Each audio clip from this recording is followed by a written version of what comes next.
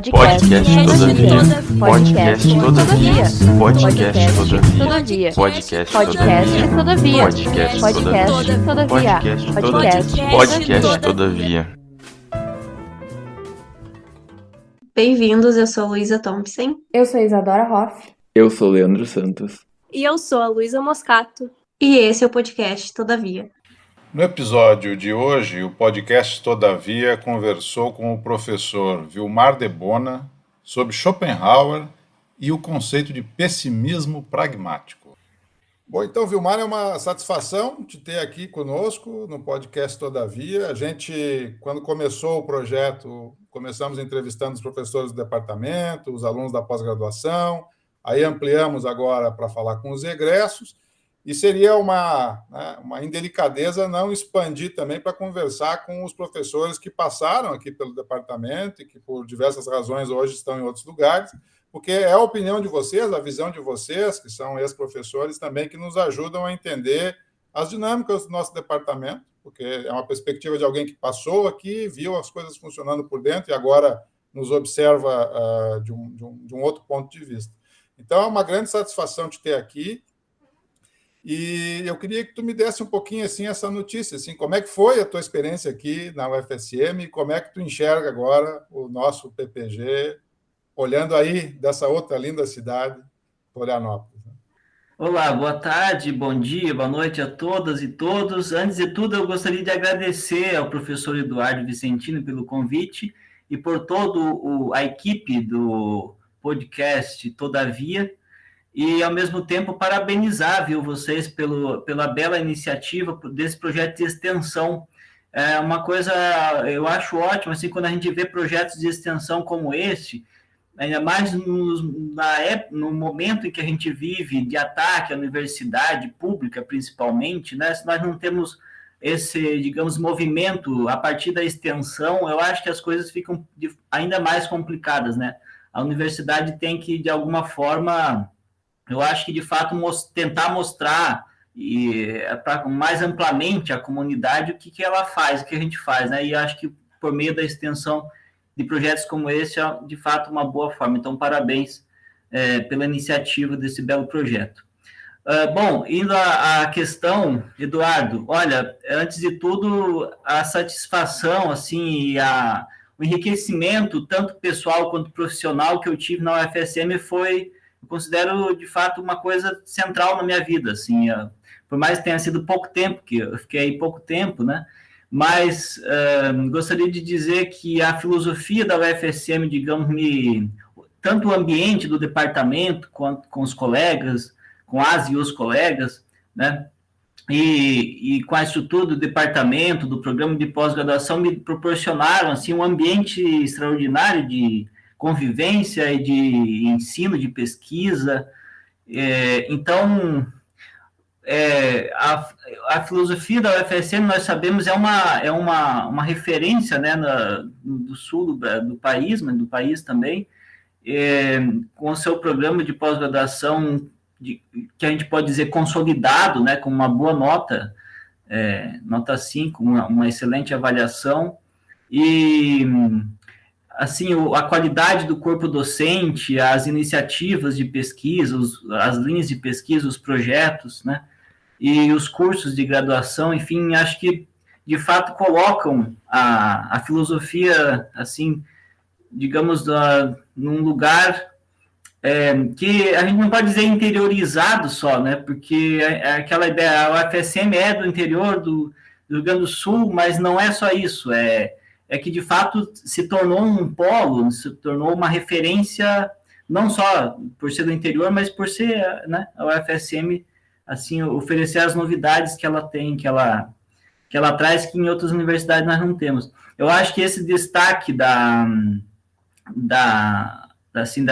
pesquisa, ela reverbera apenas a qualidade da graduação e acho que é um sinal, assim, da consolidação, né, da filosofia, tanto na graduação quanto na pós-graduação.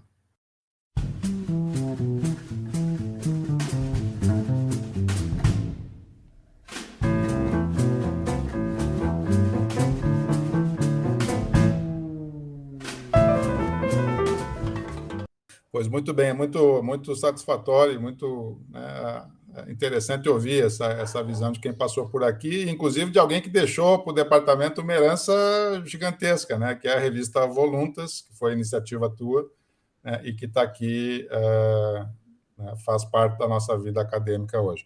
Mas agora, direcionando para a primeira pergunta, né, vamos falar do Schopenhauer, finalmente, né? O que exatamente o Schopenhauer entendia, Vilmar, pelo conceito de vontade? E como que esse conceito se relaciona, vamos dizer assim, com a visão pessimista desse filósofo? Muito bem. Bom, então estamos aqui para falar de pessimismo, né? E pessimismo pragmático é o tema em específico. Mas antes, eu achei excelente essa pergunta. Eu gostaria de falar, Eduardo, assim, brevemente, antes de entrar no conceito de vontade, que é o conceito filosófico principal, central do Schopenhauer, que por sua vez é considerado o pai do pessimismo, né? Mas antes de entrar no pai do pessimismo, eu queria dizer assim que, afinal de contas, filosofia e pessimismo, por quê, né?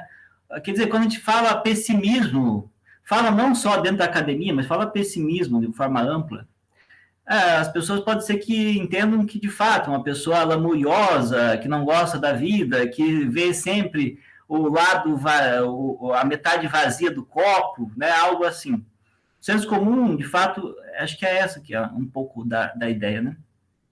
Mas acontece que nós temos em algumas tradições filosóficas, mas a gente vai se restringir aqui na ocidental, nós temos uma história, assim, da filosofia com o termo pessimismo, né? E aí, bom, desde os gregos antigos, em outras tradições mais antigas também, mas teve um momento, digamos, da história da filosofia, pelo menos daquele cânone filosófico que nós, em geral, visitamos, né, dos clássicos, com os clássicos, que foi na segunda metade do século XIX, na Alemanha, né? Aconteceu uma coisa inusitada, que, inclusive, ser pessimista tinha virado moda, né? As pessoas iam de serem pessimistas e gostavam de ser consideradas assim, mas por que, afinal de contas, né? Bom, inclusive, nós tivemos uma escola, chamada Escola do Pessimismo, em torno da Pessimismus Frage, né, da questão do pessimismo, que basicamente, sim, começou com Schopenhauer, por causa das questões que ele apresentou na filosofia, que a gente vai entrar daqui a pouco, mas que se tornou uma escola, né? E ao se tornar uma escola, digamos que também se tornou, houve uma influência do humor, digamos, de um zeitgeist, de um espírito do tempo, né? Mais da cultura geral, não só da filosofia.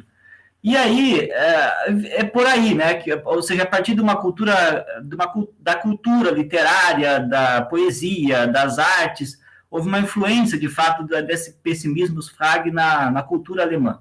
Bom, e aí, pensadores e pensadoras, né, aliás, pouco estudados, mas existiram, né, aliás, uma tradição que pode ser recuperada também, começaram a se dedicar a essa questão. E a ponto de se confundir, então, o debate filosófico sobre questões pessimísticas, digamos assim, com um humor, né? Um humor, sei lá, que um poeta pode expressar na sua poesia, que um artista, enfim, o que é só isso, mas não, né? Nós tivemos, digamos, uma tradição, uma tradição filosófica que entendia o pessimismo como visão de mundo. Então, gostaria de frisar isso, né? Não só com o pessimismo como humor, então, uma pessoa, né, que sempre vê o lado ruim da vida e das coisas, não é isso, né? Mas, muito além disso, com o pessimismo como uma visão filosófica de mundo, né? Uma visão de mundo filosófica.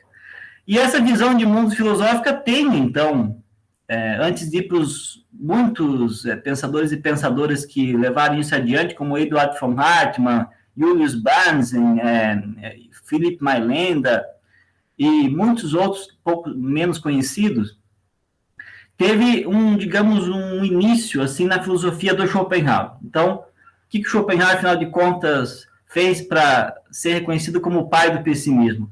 Ele basicamente elaborou uma filosofia a partir do conceito de vontade. O professor Eduardo colocou muito bem assim, quer dizer, não temos como falar de pessimismo, dessa visão filosófica de mundo, sem falar do Schopenhauer, sem falar da vontade. Então, eu gostaria de dizer assim que, antes de tudo, essa vontade, por ser o conceito principal da filosofia dele, ela é sinônimo de vontade de vida, né? Quer dizer, para o Schopenhauer, falar vontade e falar vida é pleonasmo, né? É a mesma coisa, na verdade. Desculpa, falar vontade de vida é meio pleonasmo, porque vontade e vida são sinônimos, né? Então, vontade de vida. E essa vontade de vida o Schopenhauer considera como uma essência. Aí os não essencialistas sempre têm muita dificuldade com isso, né? Naturalmente, mas veja que é uma essência interessante, é uma essência muito própria, assim, específica, porque é uma essência imanente ao mundo, né? Essa vontade, ela seria a essência do mundo, mas ela seria sinônimo de força vital, é vontade de vida, como eu disse, né? Quer dizer, ela se identificaria no fundo, com o próprio mundo, com a própria existência. Então, falar vida, falar existência, falar mundo é falar da vontade. Porque a vida, mundo, existência, quer dizer, não se restringem a aquele aparato nosso mundo da representação, o aparato cognitivo que nós conseguimnos aplicar, né, ao mundo e captar o mundo a partir desse aparato. Quer dizer, essa vontade seria justamente o outro lado, como diz o Schopenhauer na sua obra principal, O Mundo com Vontade de Representação, né?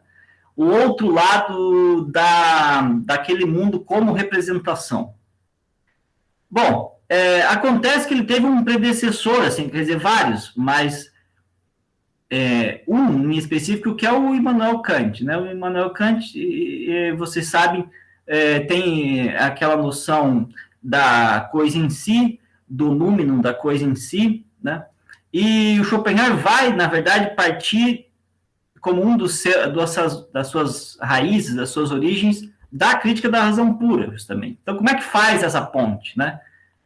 Bom, tem um texto do Schopenhauer que chama A Crítica da Filosofia Kantiana, justamente, que é o apêndice da obra principal dele, O Mundo com Vontade de Representação, em que ele diz o seguinte: olha, a minha filosofia, ela poderia ser considerada uma espécie de galho que saiu do tronco da árvore kantiana, né? Mas aí depois, tudo bem que não virou só um mero galho, mas virou uma vertente, né, digamos assim, para além de um galho, né? Mas qual que é esse tronco, esse galho? Ele reconhece que um dos diamantes da coroa da glória, da fama kantiana, é justamente o conceito de liberdade, que ele até reclama que o Kant nunca deu um tratamento muito acurado, particular para ele, mas que quando trata, o Kant nunca teria dado um conceito, um lugar, digamos assim, próprio para o conceito de coisa em si, mas quando trata de liberdade, para resolver a terceira antinomia da razão, e ter que tratar da liberdade, ele acaba, então, tendo que, forçadamente, ter que se debruçar sobre essa coisa em si, né? Então, porque a liberdade, vocês lembram, da terceira antinomia, ela justamente tem uma propriedade, digamos, tem uma característica daquilo que está para além das categorias do entendimento, que você, enfim, no fundo não consegue aprender, no máximo dizer que, olha, nós temos um caráter inteligível que é livre, né, para além de um caráter empírico. Mas quando, segundo Schopenhauer, né, o Kant vai lidar com esse conceito complicado de liberdade, ele tem que admitir que os fenômenos não dão conta dela. Quer dizer, os fenômenos não dão conta mesmo da liberdade, mas essa liberdade transcendental, né, que sinônimo de caráter inteligível também, o Schopenhauer diz que, no fundo, o Kant não respondeu. E olha só o que ele quer fazer, então. Quer responder a isso. Ou seja, em outras palavras, via debate sobre a liberdade, lá da crítica da razão pura e da coisa em si, por conseguinte, ele quer nomear a coisa em si do Kant, né? E ele nomeia a coisa em si do Kant como vontade. Essa coisa em si, que o Kant diz que nós não podemos, então, investigá-la, nós só podemos pensá-la, né? Ela está para além da experiência possível. O Schopenhauer diz assim, ela de fato está para além da experiência possível, mas ela, quer dizer, ela está para além da experiência possível até certo ponto, mas ela é constitutiva também da experiência, e, portanto, a partir da noção de corpo, que essa vontade, na verdade, se revela, essa vontade como coisa em si se revela, se manifesta no fenômeno, a partir do nosso próprio corpo, veja bem, né? Então, nós podemos, por essa janela do corpo, digamos, acessar a coisa em si, né? Porque nós, justamente, como eu disse antes, não temos só o aparato representativo, cognitivo, das faculdades do entendimento. Enfim, nós conseguimos sentir também a vida e o mundo a partir do nosso corpo. Esse aí, digamos, o Schopenhauer considera até o enigma do mundo, a decifração do enigma do mundo, né? O enigma, a palavra do enigma, quer dizer, seria justamente o corpo. Só que esse corpo se manifesta como por um lado, como mais manifesta a vontade, né? Por um lado, e por outro lado é mais um objeto entre objetos. Então, digamos, uma equação, digamos, um raciocínio um pouco lançado, assim, complicado para chegar a esse conceito de vontade, mas é por aí, viu, que o Schopenhauer chega ao conceito principal da sua filosofia. Agora, o que a vontade tem a ver com pessimismo, né? É uma outra questão também aí, já estou me alongando muito, é que essa vontade aí tem as suas características.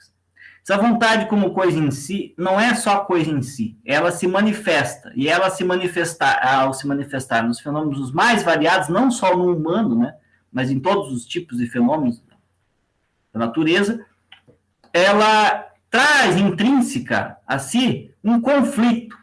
Veja bem, se o mundo fosse só coisa em si, quer dizer, se o mundo se essa energia vital da vontade não estivesse espraiada dos mais diversos fenômenos, tanto no reino, desde o reino mineral até nosso, humano, que o Schopenhauer considera como o máximo, o ápice da negação, da afirmação da vontade, se não tivesse isso, pode ser que não haveria sofrimento, quem sabe, ou haveria menos sofrimento, né? Mas acontece que a vontade, ao se manifestar, ela traz intrínseca a si justamente essa tendência de afirmação. E se todo fenômeno quer se afirmar, todos mesmo, né? Inclusive desde os animais, e mais, assim, desde uma formiga, das abelhas, das borboletas, até os cachorros, todos os níveis, digamos assim, de complexidade do reino animal, até chegar a nós, haverá necessariamente luta por existência, né? E essa luta é uma luta volitiva por existência. Então, ou seja, essa vontade, ela traz intrínseca a si o que, adivinhe, né? Dor e sofrimento, né? E tem uma palavrinha que nós não podemos esquecer também, que é desejo e querer, né? Quer dizer, se nós queremos viver, acho que sim, né? Todos nós queremos viver, nós precisamos lutar por essa existência, de uma forma ou de outra. Lutar aqui, aliás, essa palavra o Schopenhauer usa, luta mesmo por existência, de uma forma bem ampla, assim.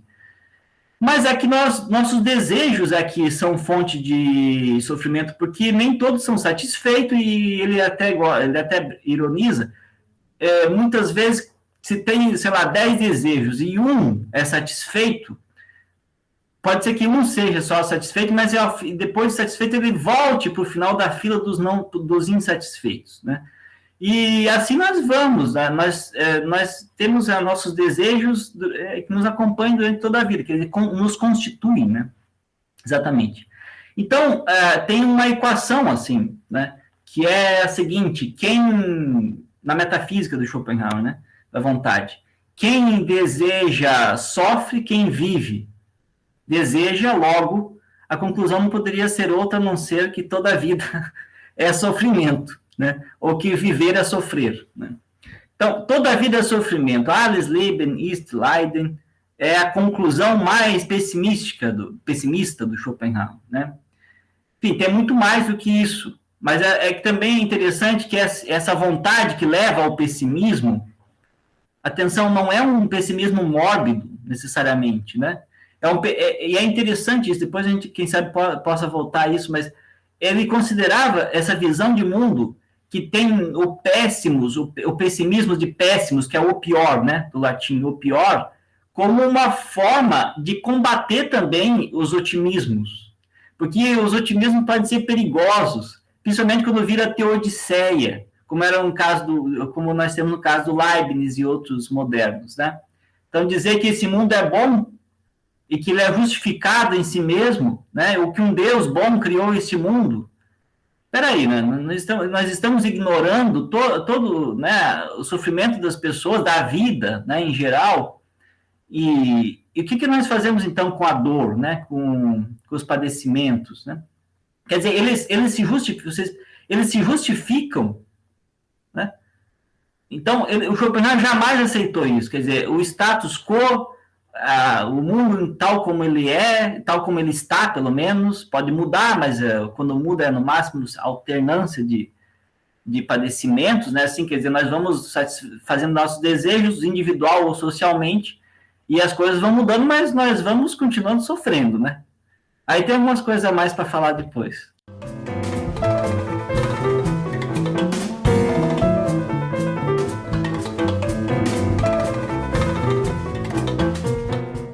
Quando tu falou das formigas, né?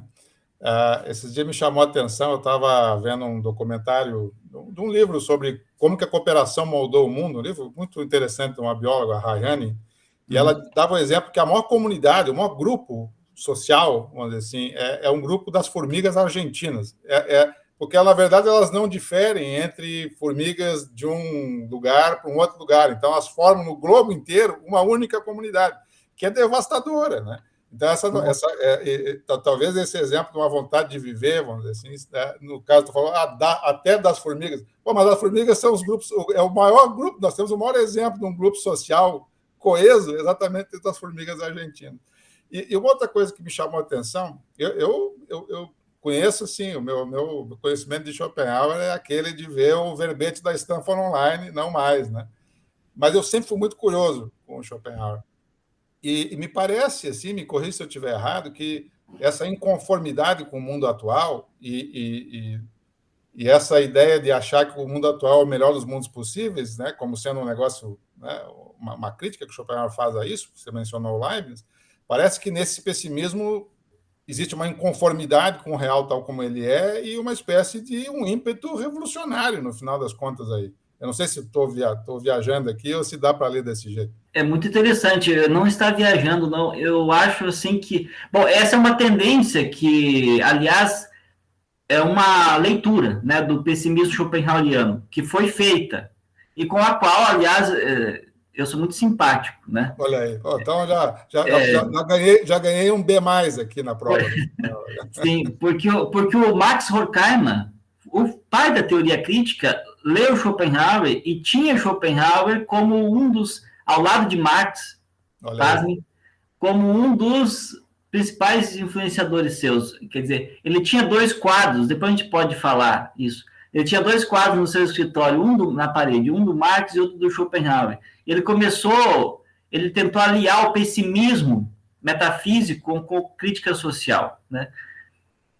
Vou chamar o Horkheimer de revolucionário, mas eu digo que é ele que é um dos principais, né, que abriu, digamos, essa perspectiva. E eu trabalhei um pouco no meu livro essa outra face do pessimismo, né, até aproveitar para fazer propaganda, essa outra face do pessimismo. Da Loyola, né? Esse livro é da Loyola.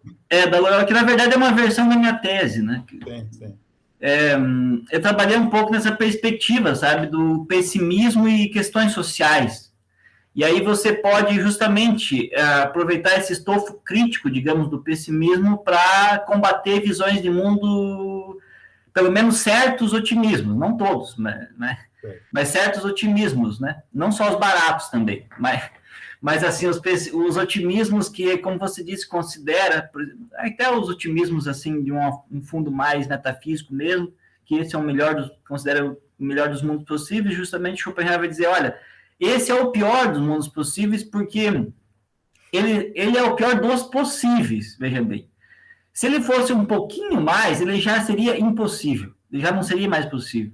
Porque justamente esses conflitos que eu estava mencionando, eles não dariam conta, eles não permitiriam, quer dizer, a subsistência, né? Nossa, subsistência dos seres em geral, né? Porque, bom, se a dinâmica volitiva fosse um pouquinho pior que essa, certamente, de vez em quando, aliás, eu desconfio que uma hora possa acabar, né, tudo, porque, assim, tem momentos da história, assim, né? Acho que a gente, inclusive no Brasil e no mundo, quem sabe estejamos com essa pandemia vivendo, quem sabe, um momento assim de limite, né, de certo tipo de civilização, pelo menos. Mas, enfim, tem muita coisa aí para a gente explorar, né? Uma última observaçãozinha, depois o pessoal vai te fazer uma pergunta para especificar melhor esse pessimismo, mas esse episódio da pandemia foi a primeira vez que eu olhei com simpatia para a posição dos antinatalistas, por exemplo. O pessoal que diz, não, mas não faz sentido botar mais crianças no mundo, etc. Foi a primeira vez, parece que caiu uma pequena ficha assim, na minha consciência, e dizer, eu acho que esses caras eles estão dizendo alguma coisa aí que a gente tem que prestar atenção.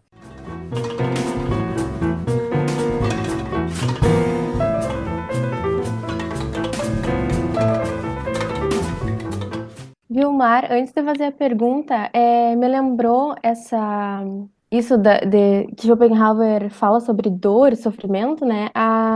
Sobre o budismo. O budismo, as 4 nobres verdades do budismo é que a existência implica dor, a dor se origina do desejo e só vai poder cessar o sofrimento sem o desejo, né? Isso. E tem alguma coisa a ver? Schopenhauer se inspirou sobre Buda ou foi uma coincidência? Sim, tem tudo a ver, Isadora, muito boa a questão. Quando eu falei lá atrás que uma das raízes do Schopenhauer é o Kant, as outras são justamente o Platão e o budismo, né? O hinduísmo, na verdade, não exatamente o budismo, mas o Schopenhauer aprendeu sânscrito, aliás, para ler o Bhagavad Gita no original, né? Então, os Bhagavad Gita. E ele, sim, tem 2, digamos, entradas, né? A gente pode dizer, em geral, 2 entradas do orientalismo, do hinduísmo, principalmente na filosofia do Schopenhauer. Uma nesse sentido que você menciona, assim, que essa vontade por si cósmica, né, uma vontade cósmica, ele até chega a dizer que ele poderia receber uma equivalência da sabedoria popular, que é assim que ele trata também as religiões, né, por essa via, uma equivalência em relação ao nirvana, né, budista. Quer dizer, o nirvana, no final das contas, poderia ser considerado um estado, né, que filosoficamente fundamentado também, que poderia ser alcançado, né, na medida em que a gente nega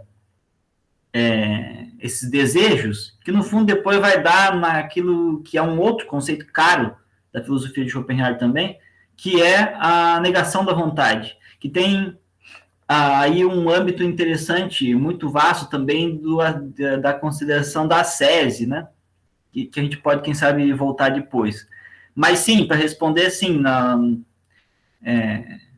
as 2 entradas que eu digo, uma pela via da afirmação da vontade, reconhecendo, portanto, essa cosmologia, né, que é muito próxima, assim, da visão budista, né, ele aprecia muito isso, influenciado, e a outra é a partir justamente do movimento contrário, ou seja, da negação da vontade para se atingir essa possível paz, enfim, né, cósmica, enfim, que teria a ver com o Nirvana, mas tem outros conceitos, já que você tocou, assim, por exemplo, o véu de Maia, né? A noção de véu de Maia, essa ideia de considerar o Shine, a aparência, esses fenômenos. É claro, o Kant não... Para o Kant, na verdade, é uma diferença do fenômeno para o Schopenhauer e para o Kant, mas Schopenhauer para o Kant não é ilusão o fenômeno, né? Mas para o Schopenhauer na verdade, tem uma... Quer dizer, nós vivemos num mundo ilusório, porque, no fundo, nós fomos capazes de ultrapassar e além desse véu de Maia, que nos separa eu do Eduardo da Luísa, eu da Luísa, que nos individualiza. Se nós formos para além dessas individualidades e quebrarmos esse princípio, além do princípio de razão suficiente, enfim, desse véu de Maia, nós veremos, atônitos, diz Schopenhauer, que nós somos uma coisa só, um ser só. E isso, ele diz assim, é o que o budismo chama de véu de Maia, ilusório, né? Isso está no núcleo da discussão ética do Schopenhauer. Quem sabe a gente possa especificar depois. E então, a segunda pergunta, tu poderia exemplificar para a nossa audiência as chaves da leitura para o referido pessimismo? Tu defende que o pessimismo schopenhaueriano pode ser melhor compreendido se considerado, por um lado, como um pessimismo metafísico e, por outro, como um pessimismo pragmático, certo? Ótima questão. Muito bem. Sim, é uma forma de ler, né? Que fique claro, só uma forma dentre tantas, mas... Porque é interessante, o próprio Schopenhauer, ele nunca usou, olha só, na obra publicada, que ele considerava a obra principal, nas obras publicadas todas, mas principalmente na principal, que é O Mundo com Vontade de Pensação, não usou o termo pessimismo para se referir à própria filosofia. Sempre usou para dizer, olha, tal religião é pessimista, a outra é otimista, essa filosofia é pessimista, a outra é otimista. Mas não disse que a sua filosofia seria pessimista, desculpa. Ele menciona 3 vezes, eu fui pesquisar nas obras completas, só 3 vezes o termo pessimismo para dizer da própria filosofia, e essas 3 vezes estão assim, uma vez numa carta a um amigo, e as outras 2 vezes em fragmentos póstumos. Mas por que a gente pode considerar que, não obstante isso, por o Schopenhauer admitir apenas indiretamente que a sua visão de mundo filosófica seria uma visão pessimista, né? Por que a gente pode tranquilamente dizer que é, assim, um pessimismo metafísico que está ali? Eu vou elencar 3 pontos, tá? Quer dizer, 4, na verdade, mas 3 mais específicos. E depois vou dizer por que o que eu chamo de pessimismo pragmático, digamos, seria uma outra parte desse pessimismo, né? Uma outra face, melhor dizendo, desse pessimismo. O primeiro ponto é esse que acabou sendo já mencionado, que é a ideia de considerar que, em essência, o mundo não presta. Veja, presta no sentido assim, em essência, no geral, seria preferível não existir a existir, né? E a própria noção de felicidade, dado aquele raciocínio dos desejos, que por serem sinônimo de carências, trazem consigo mesmos a ideia de dor e sofrimento. Então, por aí, a noção de felicidade também vai ser negativa. Então, por que negativa? Como assim? E a infelicidade vai ser positiva? A felicidade é negativa porque ela só existe na medida em que nós negamos uma infelicidade, um sofrimento, né? Quer dizer, a felicidade não é positiva no sentido que ela vem por si mesma, ela só existe na medida em que nós conseguimos ultrapassar, negar uma dor, um sofrimento. Então, bom, já seria pessimista, acho que só por isso, né? Mas tem 3 pontos específicos que tem mais a ver justamente com a ética, viu? Com a visão moral, ética do Schopenhauer, desse pessimismo metafísico, tá? O primeiro deles é o reconhecimento por parte desse filósofo de que o egoísmo e a maldade, aliás, tem um conceito, são parentes, tem um conceito de mal muito interessante também que pode ser trabalhado aqui, que é um mal, que leva a um diabolismo imanente, não naquele sentido de um espiritual, enfim, mas um diabolismo, e tem um conceito de mal que, ao lado do egoísmo, que seria intrínseco às individualidades, né? A essa vontade, no fundo. E essas tendências, elas são da ordem que ele chama da caracterologia, ou seja, da teoria dos caracteres, do nosso caráter, né, das nossas individualidades. Então, o Schopenhauer, aí, é uma coisa que é um ponto em que ele é muito didático, digamos. Ele indica 3 grandes tendências de ação, da ação humana, né? A primeira grande tendência, e é sinônimo, na verdade, de impulso, viu? É sinônimo de impulso. A primeira grande tendência é o egoísmo, a segunda é a maldade, e a terceira, que seria a única moral, né? Essas duas outras seriam antimorais, a compaixão, né? Então, egoísmo, maldade e compaixão. Acontece que na filosofia dele tem assim uma espécie de busca incessante para indicar em que medida o que predomina são o egoísmo e a maldade, não a compaixão. Por mais que a compaixão também esteja na ordem do dia, esteja no cotidiano das pessoas, né, da vida. Então, bom, esse seria um tópico assim que a gente pode admitir que no plano da ação o Schopenhauer é pessimista. Depois, se quiser, a gente pode voltar a isso, mas resumidamente, né, seria isso. O segundo ponto é a impossibilidade de melhoria desse caráter. Bom, nós primeiro admitimos que uma pessoa pode ser considerada intrinsecamente egoísta, né? Esse egoísmo pode variar, sim, mas dependendo das circunstâncias, do momento, e, enfim, das culturas, né? Mas ela tem uma tendência, por isso que é impulso, né? Assim, tem uma tendência. E maldosa, né? Ou mais egoísta ou mais maldosa. Ou então mais compassiva, mas aí isso vem depois. E aí depois você admite que isso não muda, veja bem. É uma característica, digamos, é uma imutabilidade admitida aqui, né? Então o caráter não muda. A impossibilidade, ou seja, de melhoria desse impulso. Nós podemos melhorar o intelecto, a partir da educação, da cultura, etc., né? Mas o coração, não. Então, essa é uma constatação pessimista. Veja, o principal, de onde vêm os nossos sentimentos, onde estão os nossos sentimentos, né? A nossa essência, na verdade, volitiva, Schopenhauer não é possível de ser mudada em si mesma, né? Pode ter variações, mas em si mesma não muda. Aí, na verdade, tem também uma declaração indireta da ineficácia da experiência, mas também da ineficácia da cultura, da religião, das instituições em geral, né? Até o Schopenhauer tem uma passagem sobre o fundamento da moral que diz assim, olha, se fosse verdade que a religião, a educação, as instituições em geral fossem eficazes, então a metade mais velha da humanidade teria que ser necessariamente melhor em termos morais do que a mais jovem, certo? Porque não teria dado tempo ainda da mais jovem, enfim. Mas não, eu disse assim, acho que é meio difícil poder afirmar isso, porque a gente pode, inclusive, indicar que muitas vezes as pessoas pioram com a idade, né? Depois vai ter um lugar muito especial lá da sabedoria, da noção de sabedoria na filosofia dele. Mas isso é do pessimismo pragmático já. Esse pessimismo metafísico aqui não vê esse tipo de possibilidade, né?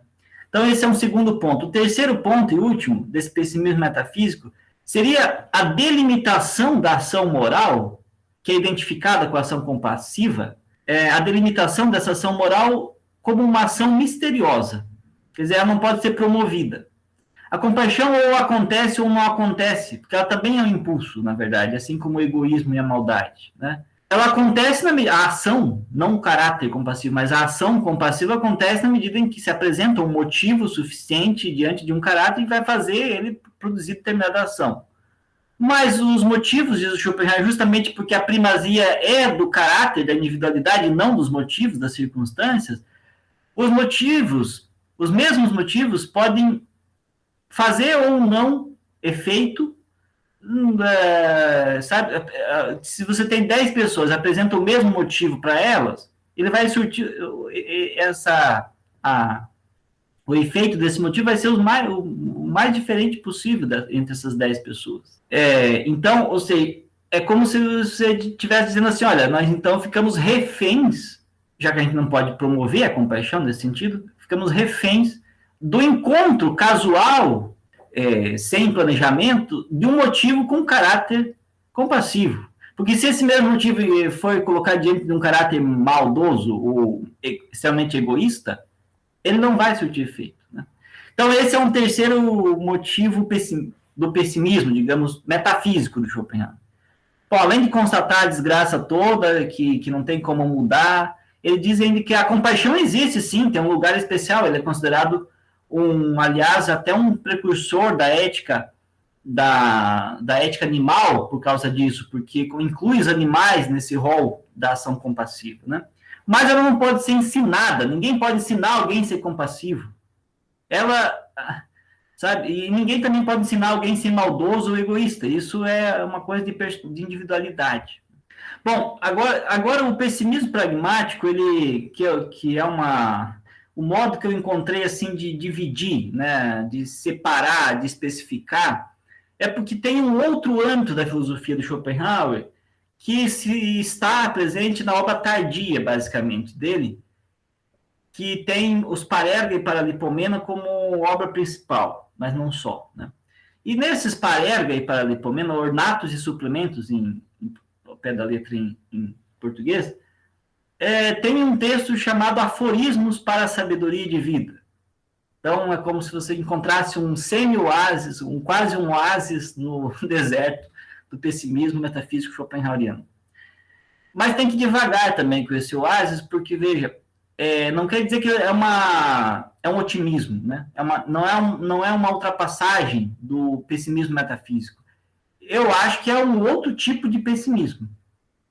E esse outro tipo de pessimismo eu estou chamando de pessimismo pragmático, por quê? Porque ali, nesses aforismos para a sabedoria de vida, na introdução, Schopenhauer diz assim, aqui eu quero me desviar do ponto de vista metafísico, desse metafísica imanente e tal, que nós estamos falando, para considerar o que ainda nós podemos, a filosofia pode oferecer para as pessoas do ponto de vista do uso pragmático da sabedoria adquirida na vida, né? Então ele vai elaborar essas máximas, muitas e muitas máximas. Ele ficou, na verdade, quase a vida inteira dele fazendo essas máximas, colhendo essas máximas assim, dos clássicos da história da filosofia também, mas elaborando as próprias, né?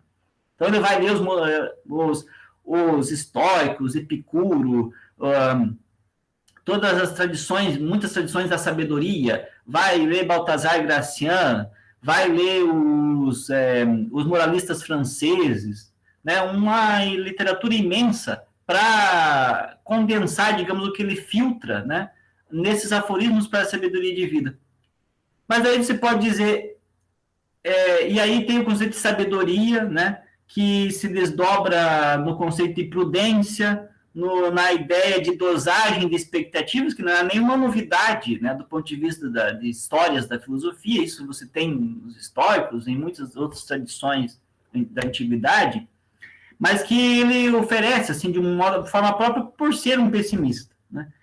Então, e tem a ideia de caráter adquirido também, que eu não poderia deixar de mencionar, porque se o nosso caráter, naquele sentido das tendências impulsivas, não pode ser mudado, por outro lado, nós podemos adquirir ao longo da vida uma apreensão diferente, um conhecimento diferente de nós mesmos, um autoconhecimento, portanto, aprimorado na medida em que as coisas que nós vamos vivendo, né? Se nós vivemos bastante, né? Então, esse caráter adquirido, essa sabedoria e essa dosagem de expectativas, etc., formam, digamos, um outro rol, né, da filosofia, que é um rol pragmático. Ele mesmo diz, vou me desviar da metafísica para considerar o uso dessa filosofia em forma de máximas, tá? Então, só que veja bem, essa espécie de pragmatismo schopenhaueriano não quer dizer que é um otimismo. Eu diria que é um pessimismo refinado e menos carrancudo. Assim, é um pessimismo, sabe, que não é aquele que só constata que a vida é ruim, mas que tenta oferecer formas de a gente sobreviver, atravessar o deserto, né? Assim, que é o mundo. Então, ele vai indicar ali, até no livro indiquei 4 formas de entender esse outro tipo de pessimismo pragmático, que a primeira é justamente o alcance limitado do uso da razão, porque é uma recuperação da tradição estoica que ele faz, só que diz, não é aquela aposta estoica radical no uso da razão para se livrar de qualquer forma do sofrimento, porque lembre que alguns dos estoicos, inclusive acho que Sêneca, se não me engano era um, considerava que, por exemplo, para o caso de uma dor terrível, se no fundo você não tivesse outra alternativa, você teria que apelar para o suicídio. Então, eu recomendava até as pessoas andarem com determinados fármacos para que, em caso de necessidade, serem usados, né? E o Schopenhauer não concorda com isso. Assim, nós temos que admitir que a vida é ruim, que a vida, enfim, que o mundo é intrinsecamente conflituoso e leva ao sofrimento. Mas isso não é motivo para a gente desistir da vida, né? Nós temos como, digamos, partir disso. E por isso que o Nietzsche também vai, até certo ponto, acompanhar Schopenhauer, depois não mais, né? Então, é uma espécie de afirmação mesmo, esclarecida, uma afirmação esclarecida da vontade, né? Não uma negação. Então, só que esse uso da razão é limitado, ele não pode prometer a felicidade, né, a qualquer custo. Então, isso é uma razão pessimista ao mesmo tempo que eu encontro. A outra é a convicção de que a felicidade, ela, conforme nós lemos nesses aforismos, ela dependeria muito mais do que nós somos do que daquilo que nós temos ou representamos. Só que detalhe, aquilo que nós somos, como nós dissemos antes no pessimismo metafísico, nós não podemos escolher, né? Nós somos assim como somos. Então, se somos mais egoístas, mais maldosos, os mais compassivos, isso é algo que já veio conosco, ninguém ensinou. No máximo, a gente pode administrar isso. Mas permanece uma razão pessimista, portanto, né? Aí, se é assim, não? O pessimismo um pouco em outro plano, é uma outra face do pessimismo. A terceira é a ideia de caráter adquirido, que eu acabei já mencionando, ou seja, essa possibilidade de a gente se conhecer e com isso sofrer menos, evitar as nossas asperezas, viver em sociedade de forma polida, né? Assim, na medida do possível, evitando, né, certos conflitos desnecessários. Só que tem uma razão pessimista também, porque esse caráter adquirido, ele leva a vida inteira para ser conquistado, né? Então, não é assim que você vai e compra o caráter adquirido em algum lugar por aí. É um trabalho contínuo e árduo que tem que ser, desse autoconhecimento, que tem que ser feito sobre si mesmo, né? Que pode ser feito, quer dizer. Enfim, essas 3, né, razões principais desse pessimismo pragmático e a própria ideia de alcance dessa sabedoria de vida, né? Eu lembro que tem um dos aforismos desse livro que diz assim, mais ou menos, se não me falha a memória, os sábios de todos os tempos disseram sempre o mesmo, e os tolos, isto é, a imensa maioria de todos os tempos, sempre também fizeram o mesmo, ou seja, o contrário. E assim continuará a ser, né? Então, e assim continuará a ser, quer dizer, olha só, tem um pessimismo aí. Quer dizer, por mais toda a sabedoria que nós tenhamos acesso, assim, possamos ter, né, com as culturas, com a filosofia em geral, com todos os tipos de fontes de conhecimento, não bastariam, digamos, para justificar esse mundo aqui como algo bom, né? Então, só que esse é um pessimismo mais, você pode dizer, mais ameno, assim, é um pessimismo que é útil, veja bem, é um pessimismo útil, né? É um pessimismo que não só constata a ruindade, enfim, o caráter mal do mundo e das pessoas, mas tenta lidar com ele, agir.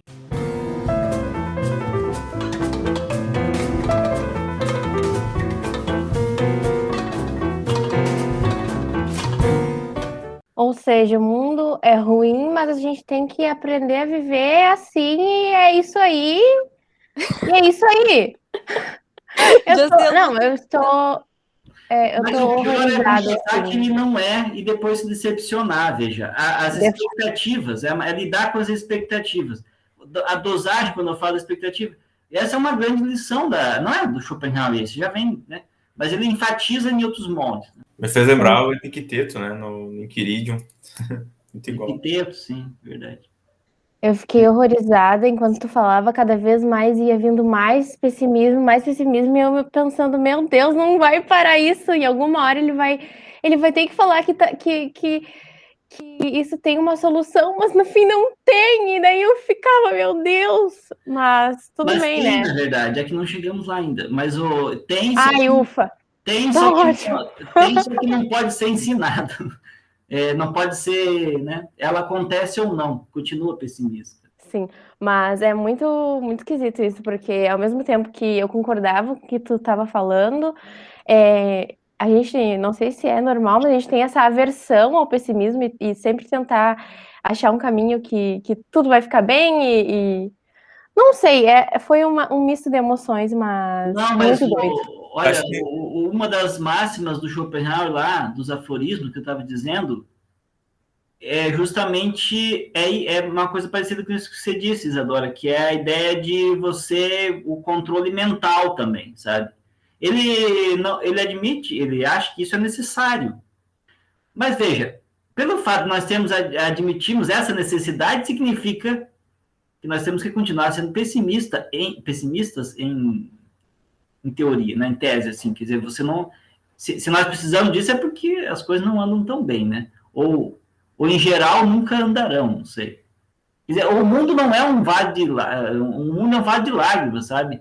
No fundo, o mundo não tem como ser pela sua própria constituição volitiva, desde que você admita, claro, esse pressuposto, algo maravilhoso, né?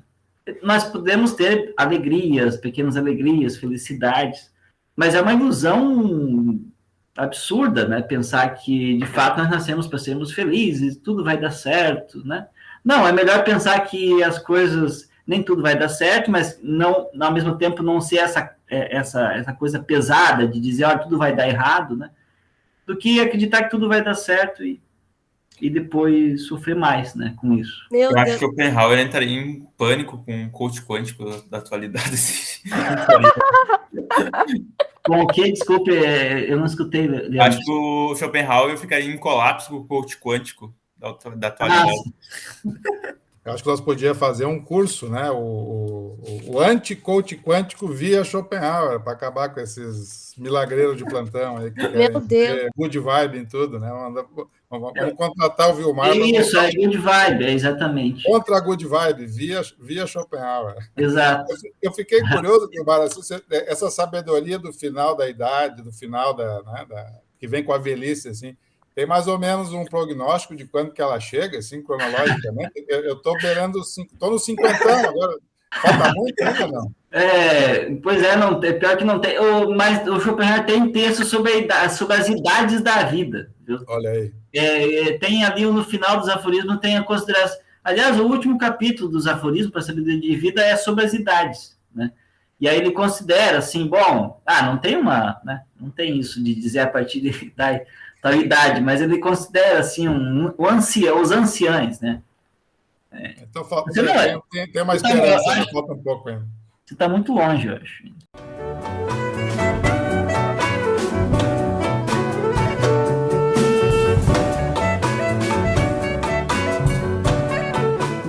Mas, professor, isso que tu falou agora o mundo é um vale de lágrimas, meu Deus do céu. Imagina o Schopenhauer num churrasco, ele devia baixar a galera inteira, né? Botando todo mundo pra chorar. Nossa, bad vibes total, né? Pois é. Mas, enfim. Continuando, então, as Mas perguntas. Agora que eu gosto do cristianismo, né? O cristianismo originário, sem os dogmas, né? Mas a ideia do Cristo, na verdade. Aquilo lá é a demonstração nua e crua de que, de fato, as coisas... Né, o mundo é a ideia da via crucis, tudo, né? É aquilo que representa. Ele considera isso não está na pauta aqui, não está no roteiro, mas considera o cristianismo e o budismo como as religiões pessimistas, né? E por isso que faz sentido e que ele considera a metafísica popular, né? nós temos toda essa necessidade, todo ser humano tem uma necessidade metafísica, esse é um tema também dele. Só que tem duas formas de lidar com isso, a partir da filosofia ou a partir da religião, com a religião. Ambas dão conta dessa, quer dizer, tentam, né, dar conta dessa necessidade metafísica, por isso que nós, no fundo, vamos querer saber, né, afinal, né, o que nós somos, de onde viemos e por que nós desejamos isso. Então, só que isso para além é metafísico, justamente. Então, as religiões, elas oferecem aquilo que a filosofia oferece para nós em termos de crítica. Em termos críticos, a religião oferece de uma outra forma para as pessoas. Mas isso é um outro assunto. Tá para sair um livro que a gente está organizando uma coletânea sobre Schopenhauer e a religião, acho que vai chamar, que aí vamos tratar bastante disso. Vai sair aqui pela uma editora nossa aqui da UFSC, então depois eu posso compartilhar. Bah, que incrível! Mas agora, voltando para as perguntas e entrando mais no cerne da tua pesquisa, qual que seria o lugar da eudemonologia ante o pessimismo em Schopenhauer? Então, eu acho que um pouco obrigado, Luísa, pela questão. Acho que um pouco está respondida já nessa questão, quando a gente fala de sabedoria, porque a eudemonologia é sinônimo, Schopenhauer, de sabedoria de vida, né? Essa sabedoria de vida tem um espaço que eu diria, assim, muitos comentadores consideram secundária, porque ele escreveu só tardiamente, né, e diz, olha, justamente vou me desviar, como eu disse antes, da metafísica, que é o cerne do sistema, mas eu tenho uma certa dificuldade de considerar que é secundária, porque no próprio mundo como vontade de representação, num dos capítulos do início, ele considera já a ideia estoica de uso prático da razão, né? Então, esse uso prático da razão, aliás, a razão prática do Schopenhauer está no centro da filosofia dele, que é o mundo, e não tem a ver com a razão kantiana, a razão prática kantiana, porque não tem absolutamente nada a ver com moralidade, justamente. A razão prática é aplicada, a prática no sentido forte mesmo, de ser praticada, né? E não tem a ver com virtude ou com dever, né? Então, isso surge já ali no mundo e depois ele vai se estender para esses escritos posteriores em outros termos. Então, eu vou, quem sabe, para responder, estender a resposta da pergunta anterior, que serve para essa também, mencionar uma fábula que eu gosto muito do Schopenhauer, desses aforismos, Luísa, e com ela eu acho que eu respondo o lugar. Então, a fábula diz o seguinte, é conhecida, só que talvez poucas pessoas saibam que é do Schopenhauer, porque essa fábula é muito usada na psicologia e em outras áreas do conhecimento, que é a fábula dos porcos espinhos, né? Numa noite fria, congelante, como essas que estava fazendo esses dias em Santa Maria, né? Só que na Alemanha, no frio alemão, no inverno alemão, uma manada de porcos espinhos estava naquela neve, naquele gelo, e eles, isso está nos aforismos, tá? Schopenhauer, e eles estavam procurando de todas as formas sobreviver naquele frio, e uma forma que eles encontraram foi a aglomeração, eles se aproximaram, então, se aglomeraram, só que imediatamente perceberam que os espinhos deles faziam com que se eles não morressem de frio, iriam morrer espetados, né? Que os espinhos, ou seja, algo intrínseco ao indivíduo, também levava a outro tipo de sofrimento, né? E aí, de forma que se afastaram novamente. Então, ou morriam congelados, afastados, em isolamento social, a gente pode dizer, né? Ou morreriam aglomerados, espetados, portanto, com seus próprios espinhos. Condição, né, da individualidade. Eles conseguiram, no entanto, sobreviver a essa noite congelante, depois de muito sofrimento, assim, depois de tentativas de idas e voltas, e depois de terem encontrado um meio termo, um equilíbrio, entre não se distanciarem muito e nem se aproximarem muito. Eu diria que, bom, essa é a fábula da vida em sociedade, na verdade. Não da sociedade, mas da vida em sociedade. porque não tem uma teoria da sociedade em Schopenhauer, né? Tem só considerações sobre a vida do indivíduo em sociedade. Então, essa é a fábula que explica, digamos que metaforiza, né, a vida do ser humano em sociedade, na contínua busca por equilíbrio, entre outras, com as outras pessoas, e que explica também o lugar da demonologia, eu diria, que é sinônimo de sabedoria de vida na filosofia. Lembrar que esse resultado dos porcos espinhos indo e voltando em direção a essa sobrevivência, em busca dessa sobrevivência, é sinônimo de polidez para o Schopenhauer. Né? Porque, então, nós é como que tivéssemos que aparar as nossas arestas, assim, essas partes das nossas individualidades que são muito espinhentas, muito agressivas, né? Os espinhos dos porcos espinhos, justamente, eles podem ser, digamos que, manipulados, né, assim. É uma falsidade, na verdade, mas é necessário, né? É necessário que as pessoas, para viver em sociedade com menos sofrimento, sem promessa de não ser nenhum sofrimento, mas com menos sofrimento, é imprescindível a polidez, né? Tudo bem que se pode dizer, mas mesmo polida, a pessoa pode ser muito mais perversa, sendo polida. E isso pode ser algo que depois possa levar a uma reflexão da herança do Schopenhauer, da burguesia, enfim, né? A polidez, os bons modos, enfim. Mas, de qualquer forma, de uma forma ou de outra, ela é importante para a gente sofrer menos. Né? Porque aí, em determinados contextos, né? Aqui no Brasil a gente está vendo, a gente poderia, quem sabe, ilustrar, né?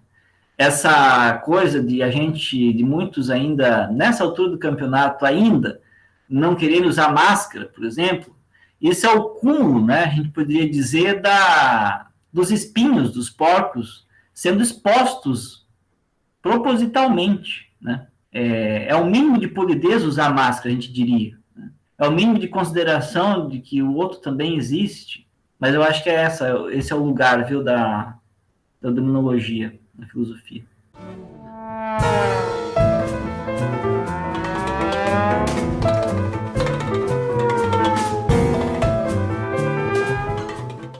Eu tenho uma pergunta também que eu acho que eu devia ter feito no começo, assim, tipo, dizem, por exemplo, que o Kant é um cristianismo sem Deus, né, que ele tenta meio que dar esse direcionamento para a teoria dele. E dentro dessa teoria dele tem uma questão que incomoda muito ele, que é a questão de se ele deve ou não mentir, por exemplo. O Schopenhauer se ocupa com alguma questão nesse sentido também, em alguma coisa que ele tenta responder, até da própria cultura emergente que a gente falou no começo, do pessimismo ali, né, que surge. Uma boa questão, Leandro. O Kant seria um cristianismo sem Deus, mas o Schopenhauer acho que seria, porque aliás, é ele que diz, né, que a filosofia dele seria o verdadeiro cristianismo, sem Deus, né? Porque a ideia de compaixão ela é justificada filosoficamente, não só dogmaticamente, não dogmaticamente, quer dizer, filosoficamente. Tem a negação da vontade, tem a justificação, a compreensão, a tentativa da compreensão da ascese, ou seja, dos santos, da vida dos santos, né? do asceta, que pode ser ou não santo, mas enfim, por conseguinte, dos santos, só que não tem dogma, né? E também não tem o quê? Não tem uma promessa. Quer dizer, você pode, como decorrência da compaixão, né? Você ajuda as pessoas, você se compadece, se reconhece no sofrimento do outro, participa do sofrimento, mas sem esperar nada, quer dizer, você não vai esperar que você vai para o paraíso depois, vai receber alguma recompensa, uma coisa assim. Então, por causa desses motivos, seria um verdadeiro cristianismo. Mas o Schopenhauer, Leandro, não admite isso sobre o Kant. Ele diz que, na verdade, aquilo ali é o ponto, assim, onde Kant escorregou feio, sabe? Porque indiretamente está o decálogo no mosaico, está o sumo bem e está o decálogo mosaico na justificação do dever, né? Está o sumo bem depois e está a justificação do decálogo, porque ele não reconhece nenhum tipo de lei, a não ser leis naturais e leis religiosas, né? Mandamentos divinos. De onde é que o Kant teria tirado essa lei moral, afinal de contas? Né? De onde que vem isso? Diz, olha, só pode vir no fundo de algo, ainda um resquício religioso, né? De um tipo de... e aí depois ele diz, e tanto é assim que ele de fato admite o sumo bem, depois que se esgueira, diz o Schopenhauer, pela porta dos fundos, depois de ter supostamente sido excluída pela porta da frente, né? Ele volta depois. Então, ele não reconhece ele acha que tem resquício dogmático no Kant nesse sentido, apesar dele ter demolido, sim, toda a metafísica clássica, tradicional, enfim. Até por isso que a vontade do Schopenhauer seria uma vontade cega, assim, né? Sem...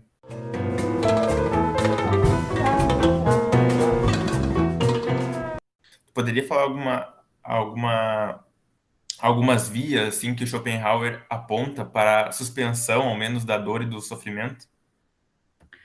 Então, Leandro, é uma ótima questão. Eu separaria a resposta em duas partes, assim. Primeiro, aquilo que a gente poderia chamar de atenuação, e só depois aquilo que a gente poderia chamar de suspensão. Acho que suspensão é bastante forte, sabe? A atenuação existe, sim, várias vias, eu acho. As duas principais que a Schopenhauer oferece para essa atenuação da dor, do sofrimento, são uma no âmbito da metafísica do belo, da estética, porque nós não falamos sobre isso, mas, enfim, tem uma boa parte da filosofia schopenhaueriana que é uma filosofia da arte, é uma metafísica do belo, uma estética, né?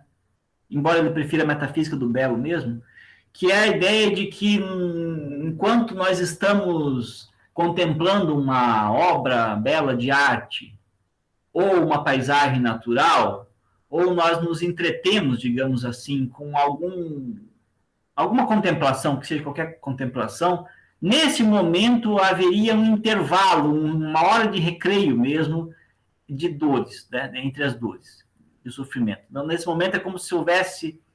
Quando o indivíduo ele como se fundisse no objeto contemplado, aí há uma suspensão, há uma atenuação, né, momentânea das afirmações dos desejos, e por conseguinte há por essa via, né, uma atenuação.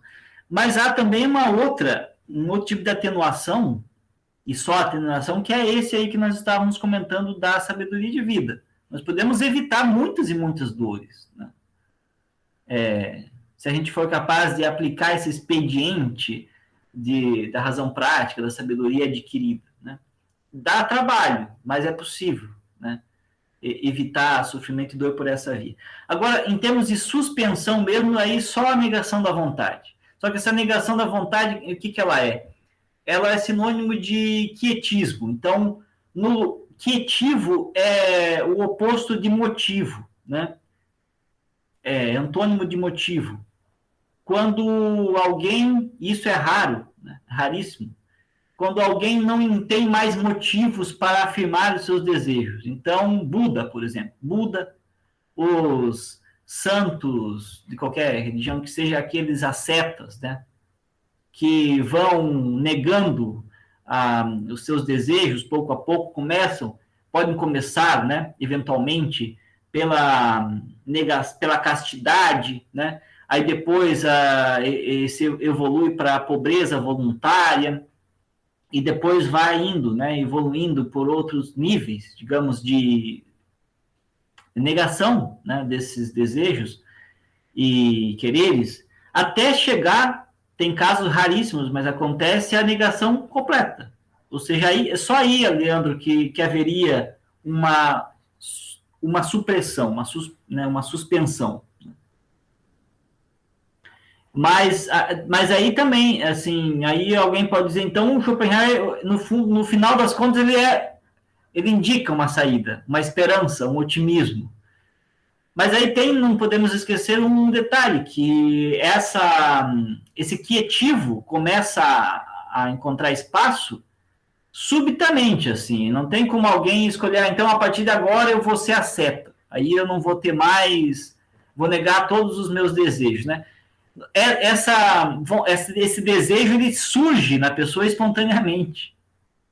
Não é fruto de um planejamento racional, sabe?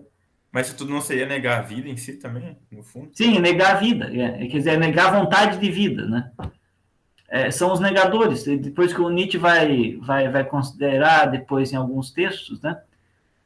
De um outro sentido, mas como ideais ascéticos, né? Mas para o Schopenhauer não é que seja um ideal, na verdade, ele acontece, como eu acabei de dizer. E aí isso vai ser sinônimo de decadência para o Nietzsche, né? E assim por diante, de cultural, né?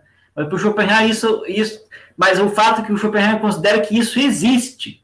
Ele quer, sabe o quê? Que a filosofia tente explicar isso. Quer dizer, a filosofia tem que dar uma palavra, né, que seja para esses acontecimentos raros, sabe? Como é que pode a pessoa, assim, do nada, a gente costuma dizer, né, em termos vulgares, do nada a pessoa deixa de ser um cara, sei lá, egoísta, né? Uma pessoa egoísta e se recolhe. Não por estar depressivo, mas assim, por se retirar mesmo. Né? Isso é raro, mas acontece. E até tem exemplos assim de serial killers, né? Mesmo que depois de fazer muito mal à humanidade, às pessoas, ao mundo, se arrependem disso e se tornam, de fato, outra pessoa. É como se outra pessoa começasse a agir, né? Então, aquele caráter lá, aquela individualidade,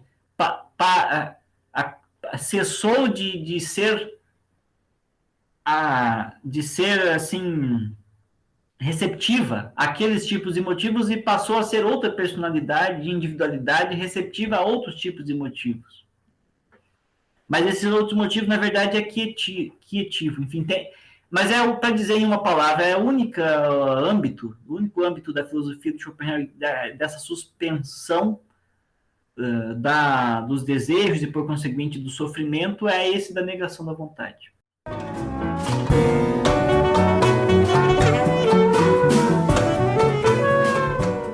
Então, estamos chegando no final da nossa entrevista e vamos para as famosas perguntas.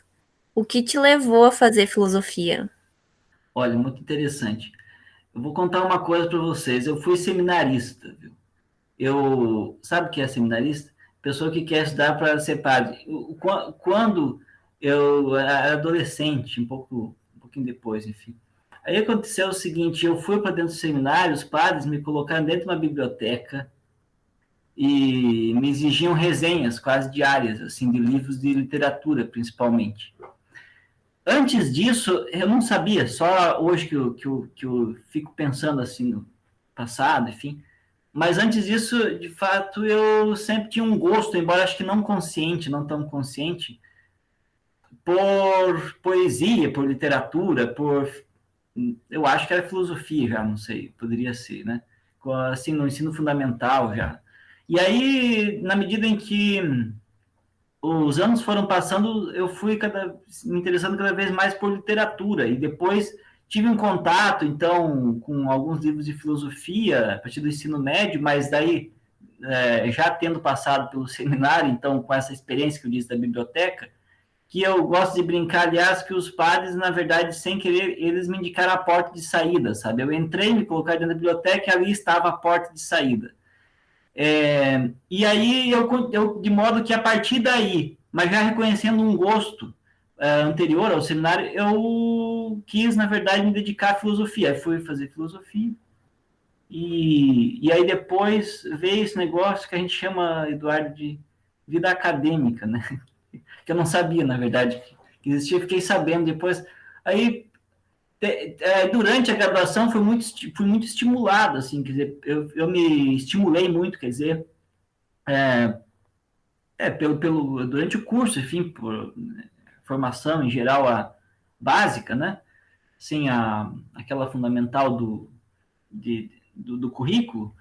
E no final, durante a graduação, fiz iniciação científica, né?